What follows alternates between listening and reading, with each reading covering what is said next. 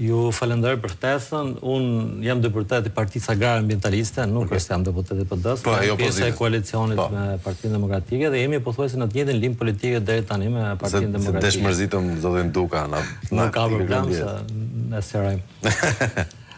Për sa i përket qytetit Durrësit, fakti është e çuditshme që Bashkia e Durrësit mund të jetë vetëm bashkia në Shqipëri që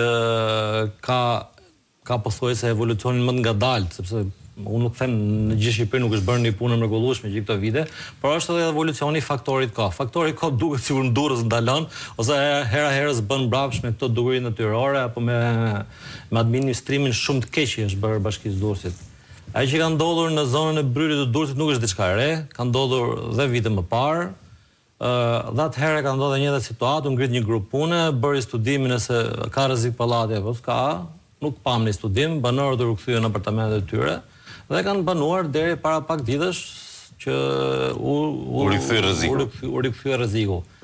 Aty është ndërtuar gabim, është ndërtuar në zona që kanë rrezikshmëri të lartë për sa i përket rrëshqitjeve dheu. Domethënë janë bërë disa tentativa, disa projekte të dështuara nga kryetarët e bashkive, nga ministritë përkatëse që merren me këtë çështje dhe pothuajse të gjitha kanë dështuar dhe kodrat kanë vazhduar të rrshkasin. Kështu që kjo nuk është diçka e re.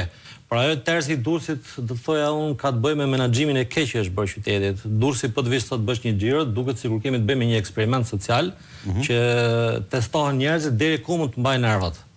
Pse? Kemi rotondo, qyteti me numër më të madh rotondo për të hyrë nga zona e Shkozërit në Durrës, kalojmë 4 rotondo, që e cila ndodhet vetëm në Shqipëri, një lloj nervash e gjallë, rotondo pastaj dizenjohen në ca forma të çuditshme që jo dha shtrumbullaka dhe hinka brenda rotondos, domethënë që bëhen pengesë për trafikun, kemi punë publike të nisura dhe kurrë të mbaruara, kemi punë publike që ribën për të 10ën herë, domethënë mund të them që Durrësi është qyteti i administruar më keq në Republikën e Shqipërisë.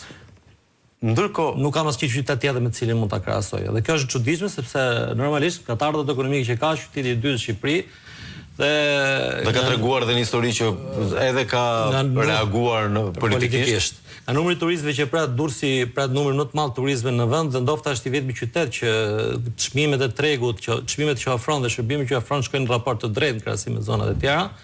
Por çdo gjë mbetet në dorën e iniciativës private, domethënë biznesi ja del vet, qeveria nuk është gati për sezonin turistik, bashkia nuk është fare gati për sezonin turistik.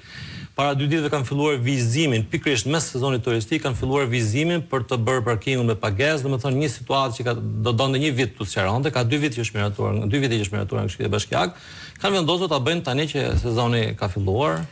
Po, më duhet të them, gjithashtu, me që jemi edhe në vazhd protestash, u duk sikur reaguan vetëm banorët e prekur nga projekti TID, pati pak mbështetje popullore, por ditët e fundit ndoshta të frymëzuar edhe nga Tirana dhe nga gjithë Shqipëria, edhe në Durrës po dalin, paktën kështu kam që në raportimet. Ka pasur edhe në Durrës disa mbledhje, jo vetëm nga banorët e projektit TID, por edhe nga qytetarët e tjerë. Ndofta afërsia që Durrësi ka me Tiranën bën që një pjesë të aktivitetit social që Durrësi ka ta përfshisi Tiranën, domethënë durrësakët e kanë më të kollajshme të vinë protestojnë Tiranë se sa dalin vend qytetin e tyre. Do ju kërkoja në mediave në përgjithësi mos t'i kërkojnë Durrësit protesta shumë të mëdha, se nuk është tipikisht qyteti protestave. Se kanë me qef. Neve unë personalisht vim protest çdo ditë me një grup mish, në Tiranë vjen edhe unë, domethënë, na vjen komode shumë të protestuarit në Tiranë. Kështu që nuk është se durrësakët nuk protestojnë, nuk është se durrësakët nuk reagojnë, durrësakët reagojnë ditën e votimit.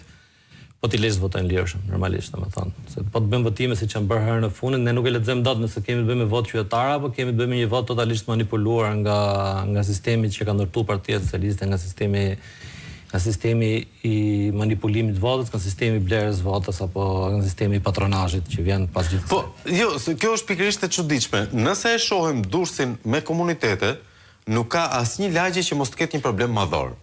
I lëm për një moment problemet e përgjithshme si rotondo që janë për gjithë bashkë. Po edhe vetë lagjet dhe vetë komunitetet kanë secila një problem të ndjeshëm. Është zona Vrylit, është qendra historike, janë banorët e prekur nga tërmeti, pjesa që u godit më shumë dhe ata ende rrugëve, madje kemi pasur dhe një qytetar që ende nuk e lën as të futet ke prona vet, edhe pse gjasme u rregullua, ka ca çudi të natyre.